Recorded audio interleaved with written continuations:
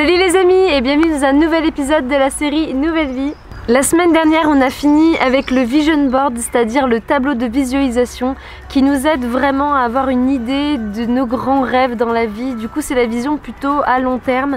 C'est très bien d'avoir ça et de l'avoir souvent sous les yeux pour se rappeler où est-ce qu'on veut aller en fait.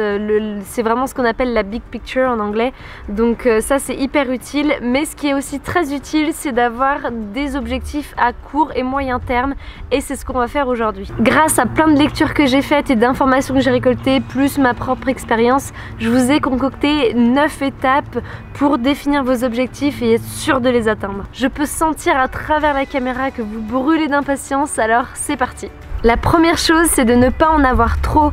Vous devez avoir au maximum entre 7 et 10 objectifs, mais vraiment pas plus que ça, sinon c'est sûr que vous ne les tiendrez pas. C'est aussi hyper important que vous les mettiez par ordre de priorité, donc vous regardez tous vos objectifs et vous décidez lequel de ces objectifs-là va rendre tous les autres beaucoup plus faciles, ou en tout cas une partie d'entre eux beaucoup plus facile, ou même va complètement les annuler. Je prends un exemple complètement bête pour que vous compreniez, mais par exemple si vous avez un objectif qui est de manger mieux, un autre qui est de faire du sport et un autre qui est de perdre du poids, à ce moment-là l'objectif en priorité sera peut-être la perte de poids parce que la perte de poids insinue que vous allez manger mieux et faire plus de sport. Et c'est seulement quand vous en aurez accompli un de ces objectifs que vous pourrez en rajouter un autre. En attendant, c'est interdiction d'en rajouter plus. La deuxième chose, et là il y a vraiment plein d'informations dedans, c'est de rendre vos objectifs SMART. Et ça s'utilise aussi en entreprise. C'est un acronyme, donc pour chaque lettre, il y a une différente signification. Vu que je suis sous un arbre et qu'il y a un orage qui est en train de se préparer, je pense que je vais rentrer dedans là. Alors le S, c'est pour spécifique, c'est-à-dire qu'il faut que votre objectif soit clair et net. Et surtout, il faut que vous utilisiez des verbes d'action pour décrire votre objectif et que vous les mettiez au présent. Alors je vais prendre un de mes objectifs comme exemple qui est de mieux parler en public. Donc je vais écrire mon objectif, je m'exprime clairement en public, tout simplement. Le M est pour mesurable et ça c'est vraiment super important.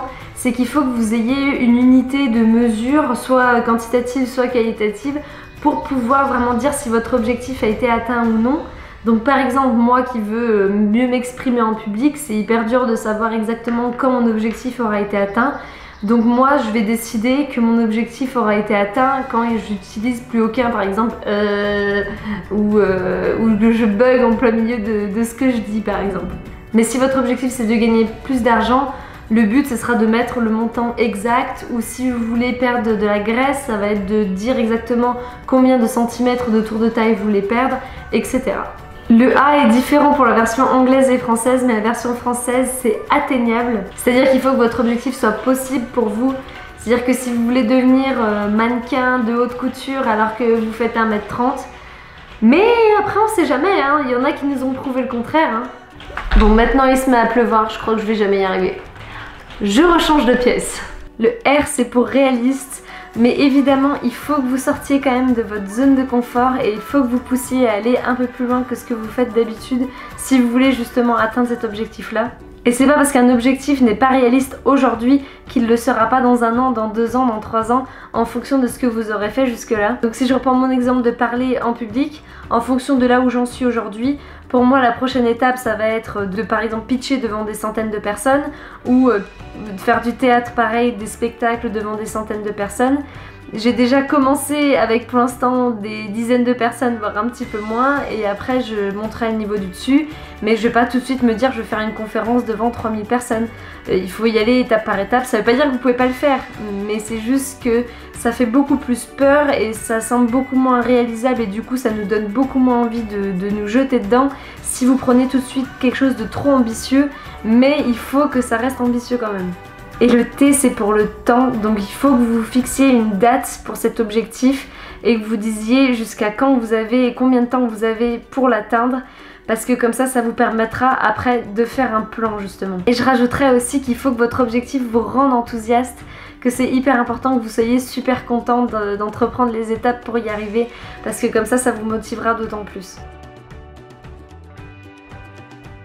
Donc maintenant que vous avez une liste pas trop longue d'objectifs, que vous savez comment les formuler et que vous les avez mis par ordre de priorité, c'est hyper important de les écrire.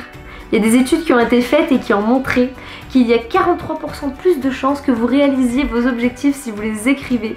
Parce que forcément ça vous engage, je sais pas, psychologiquement, inconsciemment un peu plus à les faire.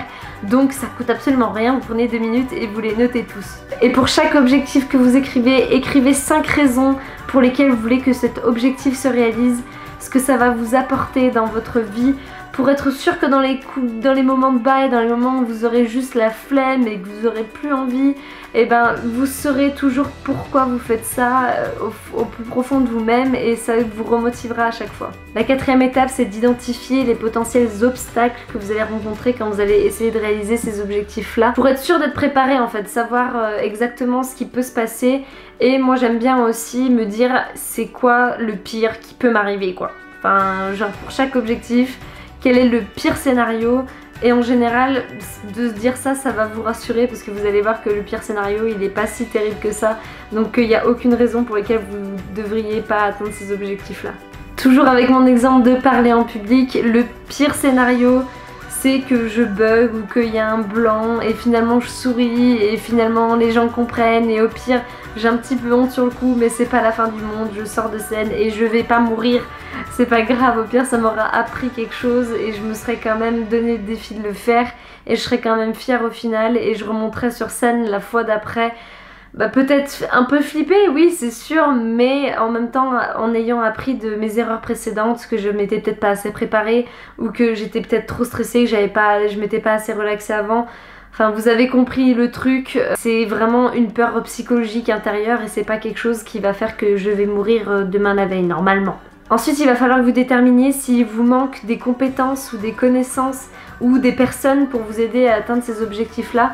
Donc il faut que vous fassiez une liste de toutes ces choses là pour être sûr que vous oubliez rien et pour pouvoir vraiment avoir toutes les chances de votre côté de pouvoir réaliser cet objectif là. Pour parler en public, ça va être de savoir comment préparer un discours par exemple, ou juste pratiquer encore et encore et encore, et après trouver les intermédiaires, les personnes qui vont m'aider peut-être à pouvoir monter sur scène et à pouvoir faire du théâtre et à pouvoir justement me mettre le challenge de parler et de juste me mettre en scène devant des personnes.